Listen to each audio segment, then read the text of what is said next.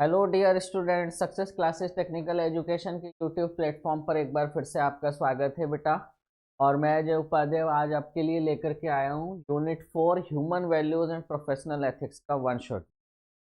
ठीक है, तो अगर यूनिट 4 के बेटे बात करूँ अगर, तो बेसिकली क्या है, एग्जिस्टेंस और को एग्जिस्टेंस, इन दो वर्ड्स पे बात करता है। तो अगर एग्जिस्टेंस और को एग्जिस्टेंस को अगर हम समझें तो क्या है, अस्तित्व और सह अस्तित्व की बात है इसमें मुख्य रूप से। क्या है, अस्तित्व और सह अस्तित्व। देखिए को एग्जिस्टेंस क्या है, बेसिकली को एग्जिस्टेंस क्या है कि हम कहीं भी रहते हैं, if we live in a group where two और more than two types of the things, या ग्रुप में लोग रहते हैं, तो वहां पे को एग्जिस्टेंस। अगर मैं यहाँ पे आपसे सवाल पूछूं कि क्या आप अकेले लिविंग ऑर्डर में हैं, तो आपका जवाब ना है, यानी कि हम प्रकृति में रह रहे हैं। ठीक है, तो वहां पर क्या है, हम एक यूनिट हैं और प्रकृति नेचर जो है वो क्या है, एक स्पेस है। हाँ? तो यूनिट और यूनिट में समावेश है किसका, स्पेस का, और यही आपका क्या है, को एग्जिस्टेंस है। तो एग्जिस्टेंस और को एग्जिस्टेंस को हम इसमें देखेंगे, और harmony in the nature, harmony in the nature. दूसरा जो इंपॉर्टेंट बात है इसमें आपके एग्जाम पॉइंट ऑफ व्यू से कि 4 orders of the nature, recyclability and self regulation in the nature. तो 4 ऑर्डर की बात करूं तो 4 ऑर्डर मैंने आपको पहले भी बताया है कि ह्यूमन है सेल्फ, आई, फैमिली, सोसाइटी और नेचर। ठीक है, उसको हमें देखना होगा। एंड देन एज ए को एग्जिस्टेंस, यानी कि सह अस्तित्व जिसकी मैं बात कर रहा था, और holistic perception of harmony at all level of the existence, यानी कि जितने भी हमारा एग्जिस्टेंस है, यानी कि अस्तित्व है हमारा, के हमको देखना होगा हार्मनी, यानी कि एक वो अवस्था, the state in which we want to stay for a long time.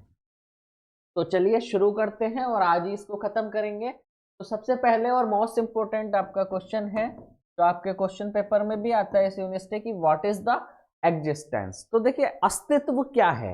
अस्तित्व को समझने के लिए दो चीजों की बात मैं हमेशा आपके साथ में करता आया हूं बेटा, आई एंड सेल्फ, जिसको हम बात कर रहे हैं understanding the knowledge of self and I, यानी कि सही सही समझ होनी चाहिए हमें स्वयं की।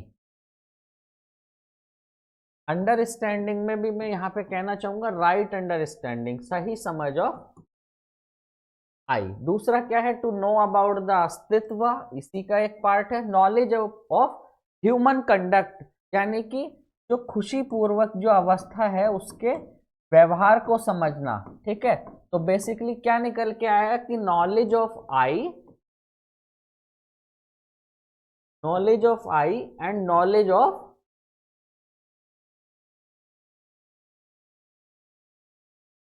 हार्मनी, दोनों ही चीजों की जब जानकारी हमें होती है, यानी कि हार्मनी और आई, तो हमारा एग्जिस्टेंस कहलाता है। And all about these with the right understanding, वो मैं शुरू में ही कह चुका हूं कि अंडरस्टैंडिंग नहीं, सिर्फ right understanding is what we call as existence. ठीक है, तो existence is defined as the right understanding या right knowledge of I and right knowledge of human conduct is known as a existence.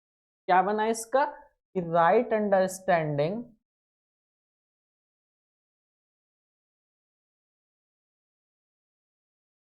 Of I and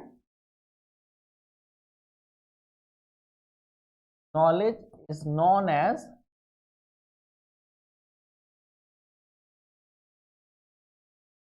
existence बेटा। ठीक है, तो coexistence is nature, मैंने कहा था कि when we stay in two और more than two group then only there exist a coexistence. ठीक है, सह अस्तित्व।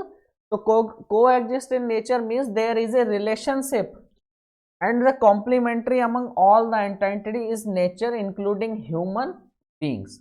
Every element needs other one, यानी कि हमें एक दूसरे की जरूरत होती है। ठीक है, मनुष्य को जरूरत है प्रकृति की और प्रकृति को जरूरत है मनुष्य की। ऐसे ही अदर ऑर्डर में भी we need to be each other. ठीक है, तो coexistence in nature means there is a relationship, संबंध है और कॉम्प्लीमेंट्री भी है, अलग अलग चीजें भी हैं, विरोधाभास भी है, ठीक। तो this is known as to be और coexistence and we need of each other, ठीक है। तो coexistence is a state in which where two और मोर ग्रुप, देखिए जिसकी मैं बात कर रहा था कि टू और more groups living together while respecting their differences, अलग अलग हैं, दो से ज्यादा ग्रुप या दो से ज्यादा लोग ही कह ले जाने, ह्यूमन या ह्यूमन और नेचर, वो एक साथ रहते हैं और दोनों में क्या है, डिफरेंस है, but still they are doing the respect, सम्मान एक दूसरे के प्रति, ठीक है। Giving values to each other, दोनों एक दूसरे को सम्मान पूर्वक वैल्यूज दे रहे हैं, without disturbing other existence and resolving their conflicts are non violently in mutual agreed way, ठीक है। और एक दूसरे की डिफरेंस होने के साथ साथ भी हम उन्हें वैल्यूज दे रहे हैं और रेस्पेक्ट दे रहे हैं, विदाउट द वॉयलेशन, बिना किसी हिंसक व्यवहार के, बिना किसी हिंसक व्यवहार के, इन म्यूचुअल एग्रीड वे, एक दूसरे के साथ में सहजता पूर्वक रहे, ठीक है। तो coexist has been defined in numerous way, बहुत सारे तरीके हैं, to exist together in time and space and to exist in mutual tolerance. मैंने बताया था कि अगर मैं सभी ऑर्डर्स को या सभी मटेरियल्स पार्ट को एक यूनिट मानूं, तो यूनिट एक पार्ट है और वो उनका बड़ा रूप क्या है, स्पेस है, ब्रह्मांड है, स्पेस है।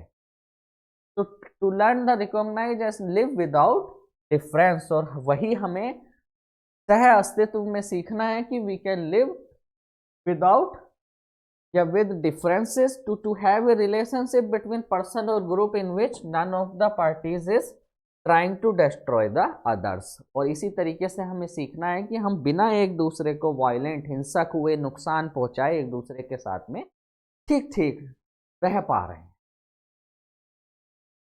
ठीक।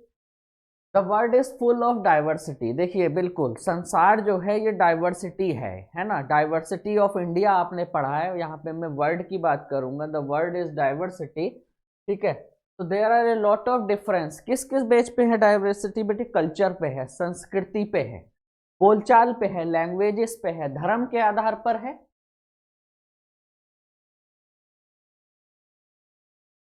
लैंग्वेजेस के आधार पर है, कल्चर्स के आधार पर है, धर्म के आधार पर है, बिलीफ्स के आधार पर है, जो हमारी मिथ्याएं हैं जिनको हम बोलते हैं कि हमारी संस्कृति है, वो अलग अलग हैं, उनके आधार पर हैं। The beauty of the existence can only be maximised if with everything in world is the harmony. और एग्जिस्टेंस की सुंदरता क्या है कि जब हम डिफरेंट डिफरेंट डाइवर्सिटी के साथ में, कल्चरल के साथ में, लैंग्वेजेस, रिलीजियस और कास्ट के साथ में, उस डिफरेंसेस के साथ में भी हम लोग हार्मनी में रह पाते हैं, यानी कि उस स्टेट में रह पाते हैं where we feel the inner happiness, ठीक है। तो peaceful symbiotic coexistence is the key of harmony in the world, यानी कि क्या कहना चाह रहे हैं कि शांतिपूर्वक सह अस्तित्व ही इनर हैप्पीनेस की है। क्यूटो है, आप इस तरह लिखिए। तो what is harmony in the nature, अगर प्रकृति की बात करूं, स्पेस की बात करूं, जो इस यूनिट का सबसे बड़ा हिस्सा है, ठीक है। जब किसी भी आप और मैं जब यहाँ रह रहे हैं तो मैं एक यूनिट हूं और सबसे बड़ा पार्ट क्या है, स्पेस है, यानी कि प्रकृति है, ठीक है। तो अगर हार्मनी प्रकृति की मैं बात करूं तो there is a self regulation of unit bigger और स्मॉलर। मैंने बताया कि कुछ बड़े पार्ट हैं, यूनिट्स हैं, और कुछ स्मॉलर पार्ट हैं, सेंटिमेंट्स, और टुगेदर है। Dynamic balance between all these unit is called harmony, यानी कि छोटे छोटे पार्ट जो ग्रुप्स में हम रहने की बात कर रहे हैं वो एक बड़े हिस्से में, यूनिट और स्पेस हार्मनी में रह पाते हैं, वही आपका हार्मनी कहलाता है। Hence we can say that the natural harmony reference to the among is other natural order, ठीक है। वही बात है कि to stay live in need of natural harmony क्या है, यानी कि प्राकृतिक इनर हैप्पीनेस या प्राकृतिक हैप्पीनेस क्या है। देखिए नीड क्या है कि नेचर जो है वो नेचुरल जो है प्राकृतिक है। तो कुछ ऐसे बड़े गंभीर विषय हैं जो आज के समय में चुनौती बने हुए हैं। आप इंजीनियरिंग एंड फार्मेसी की आते हैं, आपने इन वर्ड को सुना होगा। तो natural harmony is necessary to solve the multiple problems of global warming. ठीक है, लाइक एसिड रेन, अम्लीय वर्षा जो बीमारियों का कारण है। ठीक है, डिप्लेशन ऑफ ओजोन लेयर, आप सुन पा रहे होंगे कि ओजोन लेयर जो है वो प्रकृति की कमजोर होती जा रही है। Reduction of non renewable natural resources. ठीक है, रिन्यूएबल एनर्जी रिसोर्सेज तो वो हैं जिनका बार बार हम इस्तेमाल कर सकते हैं, असीमित संख्या में है। जैसे मान लिया सन से जो हमें एनर्जी मिल रही है वो रिन्यूएबल में है, लेकिन बहुत सारे रिसोर्सेज हैं जो रिन्यूएबल कंडीशन में है। तो नेचुरल हार्मनी बहुत नीडेड है बहुत सारी ग्लोबल वर्ल्ड वाइड समस्याओं को सॉल्व करने के लिए, और एक ह्यूमन एक सही व्यवहार करे जिससे हम प्रकृति पे भी हैप्पीनेस रह सकें। इसमें एक हिस्सा है आपका कि जो हमारी एसिड रेन है या ओजोन लेयर हमारी रेन हो रही है, साथ साथ कुछ ऐसे जैसे पानी की बात करें तो एक सीमित मात्रा में है, तो सही सही उसका इस्तेमाल हमें करना होगा, यानी कि non renewable natural resources. Harmony with tree and forest, देखिए इसको हम भूल ही गए, पेड़ पौधे और जंगल is the solution to many problems like energy saving, reduction of the building heat, conversation, fossil drought and other, है ना। आजकल आप देख पा रहे हैं कि पेड़ पौधों का कटान बहुत ज़्यादा है, जबकि प्रकृति में यूनिट का एक बड़े हिस्से में उनका ठीक रहना जरूरी है जिससे अनेक समस्या सॉल्व हो सके। Natural harmony is essential to main the ecological balance. देखिए इकोलॉजिकल बैलेंस वही होता है कि ह्यूमन जरूरी है, प्रकृति जरूरी है, पेड़ पौधों के साथ साथ जानवर भी जरूरी हैं और पक्षी भी जरूरी। That is the need of the natural harmony. ठीक है, तो नेचुरल हार्मनी की नीड को अगर मैं कंक्लूड करूं तो नेचुरल हार्मनी क्या की जरूरत क्या है, बहुत सारी जो वर्ल्ड वाइड प्रॉब्लम्स हैं उनके समाधान के लिए आवश्यक है, जैसे ग्लोबल वार्मिंग है, डिप्लेशन है किसका, ओजोन लेयर का, एसिड रेन, फॉरेस्ट को मेंटेन करने के साथ साथ जो रिन्यूएबल या नॉन रिन्यूएबल नेचुरल रिसोर्सेज है उसका ठीक ठीक इस्तेमाल हम लोग कर सकें। और इसी से हमारा क्या पॉसिबल, तभी हमारा संभव है कि हम इकोलॉजिकल बैलेंस को मेंटेन कर पाएंगे, और इकोलॉजिकल बैलेंस को मेंटेन करने में ही एक एग्जिस्टेंस या नेचर इन हार्मनी बन पाएगा।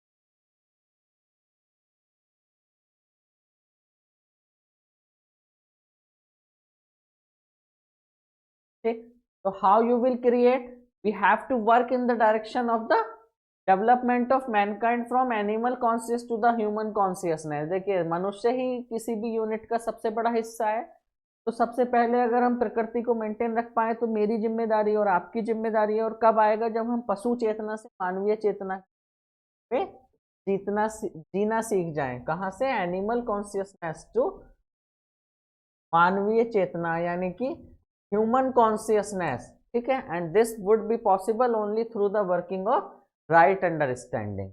ठीक है, सही समझ के साथ में ही संभव है।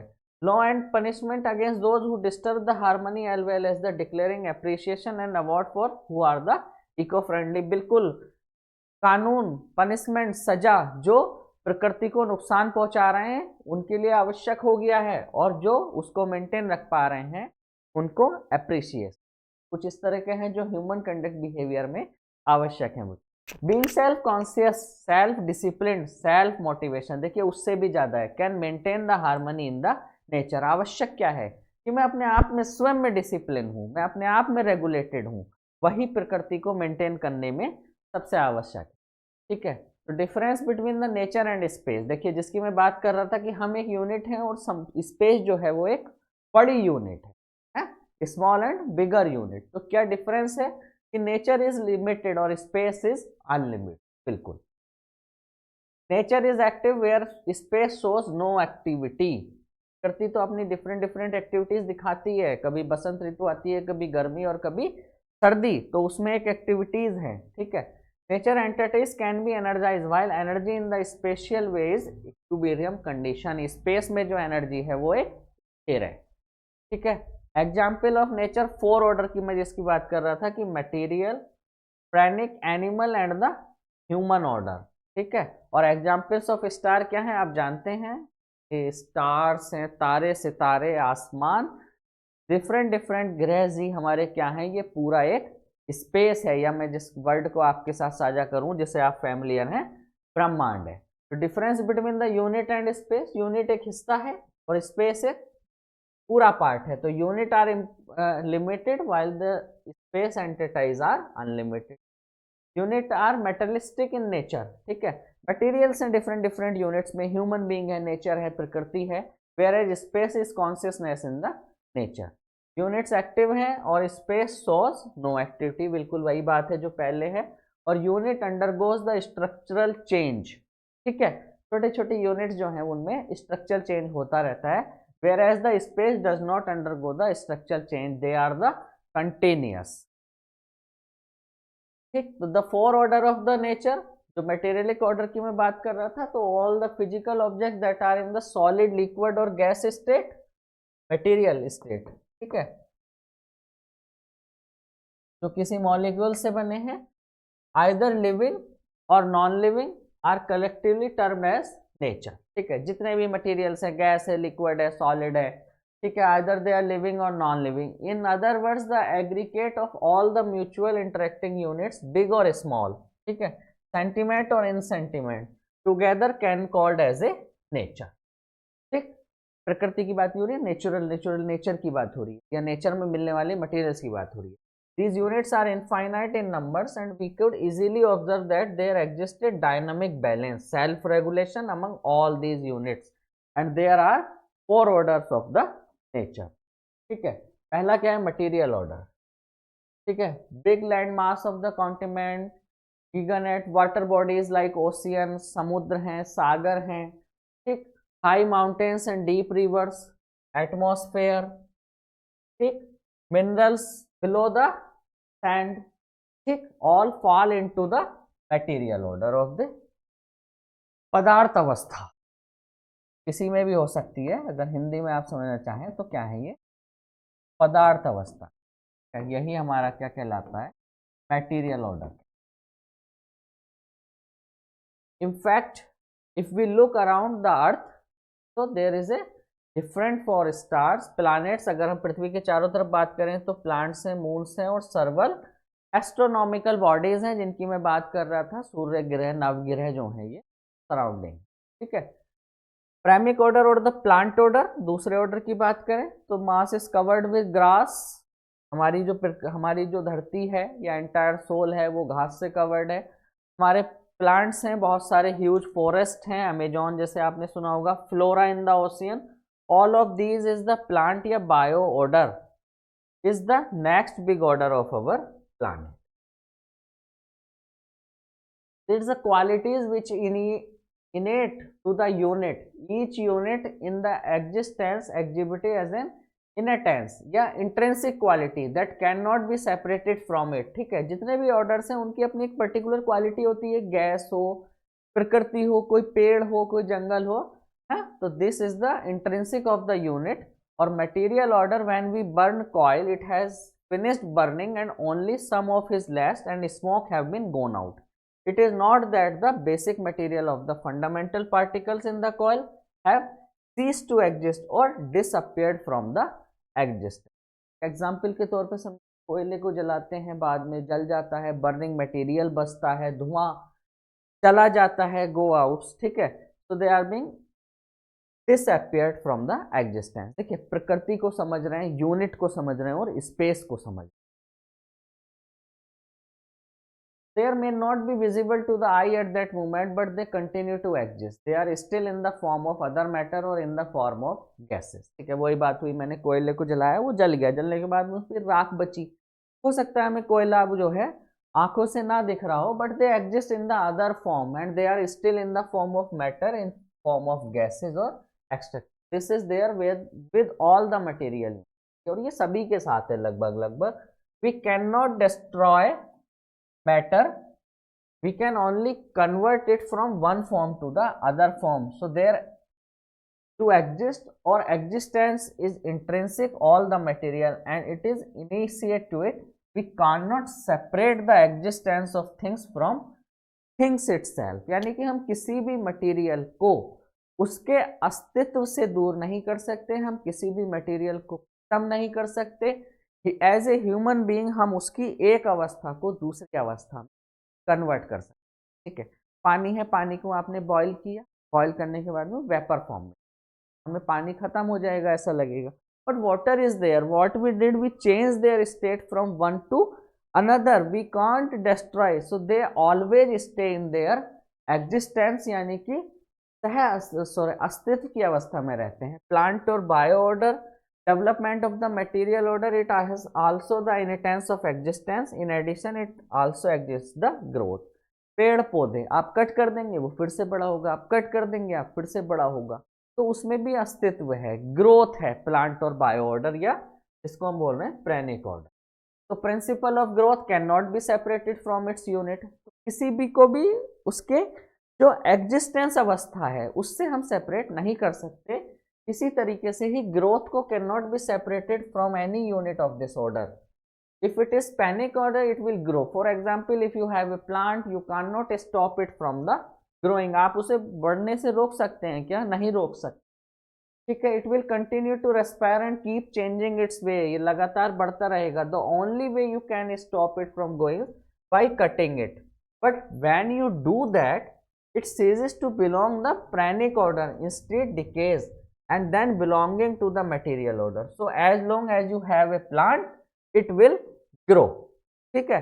तभी रोक सकते हैं जब आप उसको कट कर दें, वरना जब तक पेड़ रहेगा तब तक वो ग्रो करता रहेगा, यानी कि we can not separate from their existence from any unit of the order. चलिए एनिमल ऑर्डर की बात करें तो animal body is development of the pranic order and therefore this order inherits the inheritance of their previous order, namely as the existence and growth, ठीक है। this is at that level of the body where is this physiochemical in the nature in, ठीक है। Animal order की बात करें तो physiochemical reactions है just like our body, है। जिस अवस्था में ह्यूमन बीइंग लगभग व्यवहार करता है उसी आचरण में एनिमल ऑर्डर्स में भी व्यवहार करते हैं। फिजियोकेमिकल ऑर्डर में उनकी ग्रोथ है। All units in this order have will to live it in I, पेड़ पौधे, प्रकृति, मैं और जानवर, सभी में आई की अवस्था, सभी में जीवन है, ठीक है। Indeed no unit in this order can be separated from this will to live, it is the intrinsic to every unit in the order. ये भी यूनिट इंट्रिंसिक फॉर्म में है, प्योर फॉर्म में है, एंड सभी में क्या है, मानवीय चेतना को जीने की अवस्था है और हम उसे सेपरेट नहीं कर सकते। Human order, when we look the human being, we find existence and growth are fundamentally present in the body। बिल्कुल सही बात है भाई, ग्रोथ हो ही रही है हमारी physiochemically, just as in the animal body, बिल्कुल उसी तरीके से जहाँ एनिमल बॉडी की बात हो रही है। परिवर्तन कहाँ पर है, एनिमल कॉन्शियस जहाँ पे राइट अंडरस्टैंडिंग नहीं है, और ह्यूमन कॉन्शियस जहाँ पे राइट अंडरस्टैंडिंग, सही समझ ability. At the level of I, however, in addition, both want to live. A human being is an innocence and it will to live with happiness, ठीक है। तो मानवीय जीवन में बॉडी सेल्फ में इनिटेंस है and he wants to live in the happiness, ठीक है। व्हाट इज द कन्फर्मेशन, एक दूसरी बात है। अगर इसी में बात करूं ऑर्डर की, मटेरियल ऑर्डर कौन से हैं भाई हमारे, सॉइल है, मिट्टी है, पानी है, मेटल्स हैं और एक्स्ट्रा हैं, ठीक है। प्रेनिक ऑर्डर की बात करें तो पेड़ पौधे हैं हमारे, और एनिमल में बात करें तो पशु पक्षी और जानवर, और ह्यूमन ऑर्डर में तो ह्यूमन है ये, ठीक है। कॉन्स्टिट्यूशनल कन्फर्मेशन है, यानी कि नियमों के आधार पर चलती है, ठीक है। सीड कन्फर्मेशन है, सीड है जब हम बीज बोएंगे तब उससे प्लांट ऑर्डर डेवलप होगा। एनिमल में हम देखते हैं तो ब्रीड है, नस्ल की जिसमें मैं बात करता हूँ उससे ये डेवलप्ड होती है ग्रोथ। और ह्यूमन के लिए क्या है, राइट वैल्यूज और संस्कार ही इनके कन्फर्मेंस हैं, इन्हीं के आधार पर ये चलते हैं, ठीक है। तो each utmost constitutional iron, there is no atom of the iron that will be unlike the other atom of the iron, so it will be, would not call it as a iron, we call it as a constitutional conformance. The material order exhibits constitution conformance, we can verify this from all things in the material order, ठीक है। ये बात कर रहे थे इसी की, जिस मटेरियल ऑर्डर की हम लोग बात कर रहे हैं कि फॉर एग्जांपल इसमें अगर ऑक्सीजन है, नाइट्रोजन है या अदर गैसेज है तो मटेरियल ऑर्डर में है, गोल्ड है, सिल्वर है, डायमंड है, प्लेटिनियम है, ठीक है।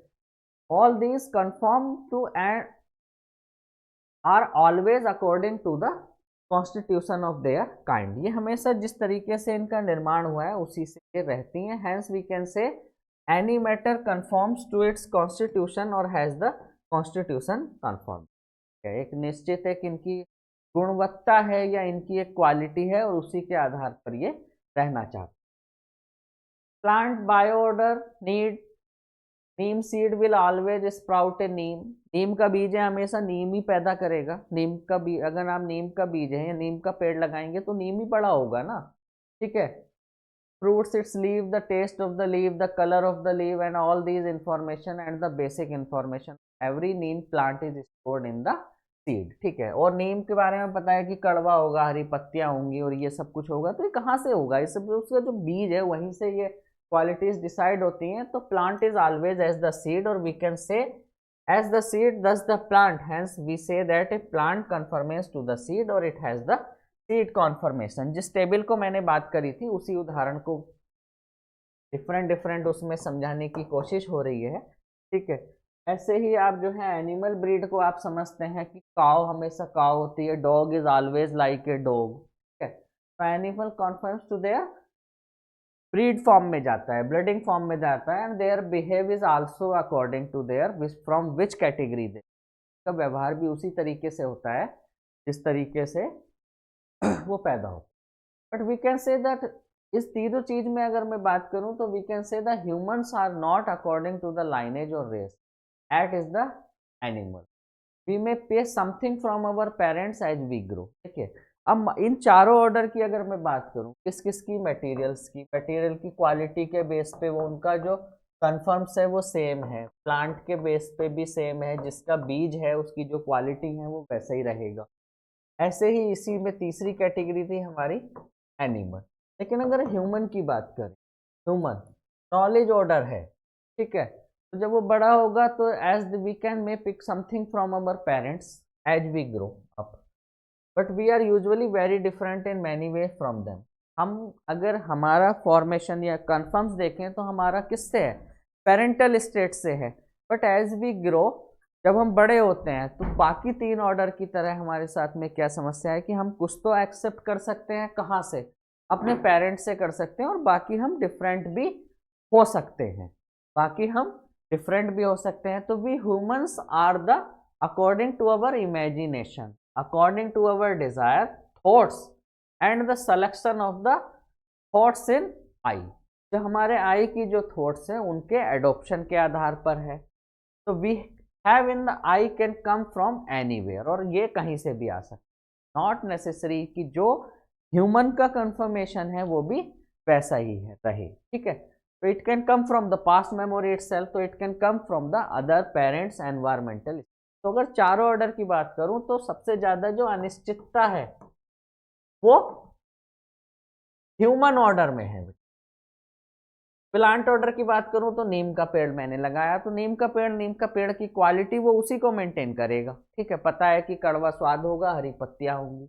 ऐसे ही एनिमल ऑर्डर में जो है वो ब्रीड के आधार पर ग्रो होता है। बट ह्यूमन में as we grow we can adopt something from our parents, कुछ हमारी डिजायर, कुछ थॉट्स, और हमारे आई ने किन को अडॉप्ट किया है उस पर हमारी निर्भरता रहे। तो interconnection and mutual fulfilment in the nature, ठीक है।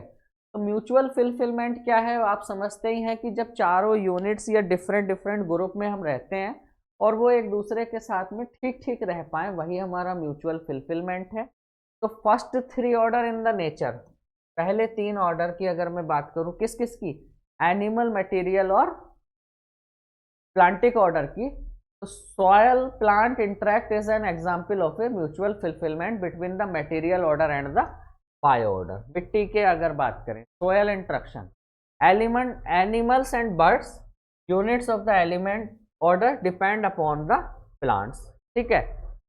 मिट्टी मटेरियल है, मिट्टी में ही प्लांट ऑर्डर आपका ग्रो करता है, और हमारे जो पशु पक्षी और जानवर हैं वो पेड़ पौधों पर निर्भर है।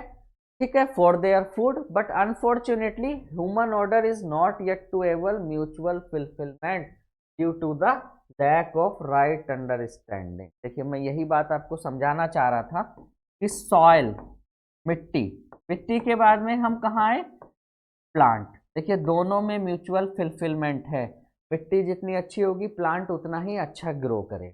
ठीक है, अगर एनिमल की बात करूं, ठीक है, अगर घरेलू जानवरों को छोड़ दूं, अगर उन्हें भी ना छोड़ूं, वो भी किस पे है, उनके भी फूड के लिए वो किस पे डिपेंड है, प्लांट पे डिपेंड है। और पशु पक्षी भी किस पर डिपेंड है, प्लांट पर हैं। और तीनों ही चीजें, तीनों ही ऑर्डर एक दूसरे को अपना वापस कर रहे हैं। इस सर्किल से या इस साइकिल से अगर कोई ऑर्डर बाहर है तो कौन सा है, ह्यूमन ऑर्डर। एक बहुत छोटा सा एग्जाम्पल देता हूं, जब अगर एक आगे पर कोई पेड़ है, पेड़ का पत्ता अगर प्राकृतिक रूप से सूख के उसकी जड़ में गिरता है तो वो फिर से खाद बनकर उस मिट्टी को सींचने का काम करता है। ठीक है, यानी कि दोनों अपने म्यूचुअल फिलफिलमेंट को पूरा कर रहे हैं, जबकि ह्यूमन इस नेचर प्रकृति में कहीं ना कहीं मिस है, और वह अपने जो लैक ऑफ राइट अंडरस्टैंडिंग है उसी की वजह से। तो how other three order are mutual fulfilment of the each other. देखिए वो वही मैंने आपको बताया है कि material order provide nutrients to the plant, जो मिट्टी होती है वो पेड़ पौधों को न्यूट्रिशन देती है। ठीक है, while the plant or the bioorder decay and forms more nutrients thus the enriching the soil। वही बात कह रहे हैं कि जब प्लांट जो है डिके होते हैं तो वो फिर से मिट्टी में मिलकर खाद के रूप में कार्य करके फिर मिट्टी को वो बढ़िया न्यूट्रिशन देते हैं। तो दोनों ने एक दूसरे का काम कर दिया।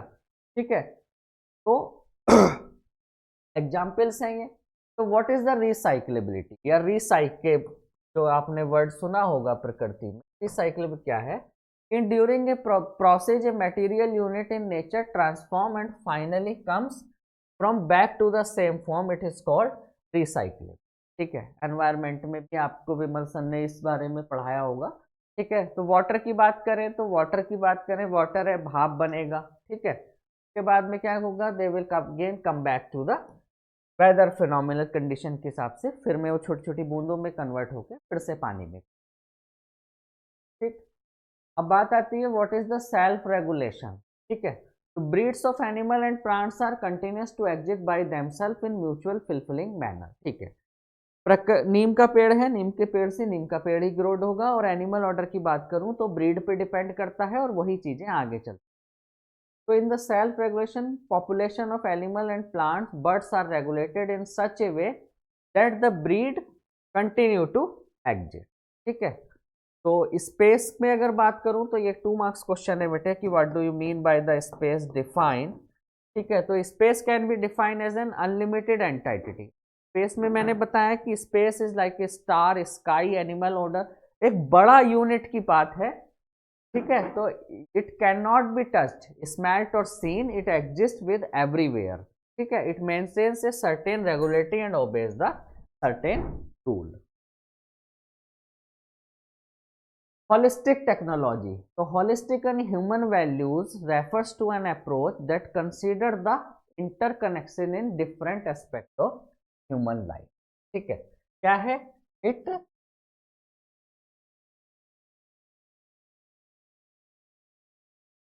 interconnects the different aspect of human life or impact of their various entities.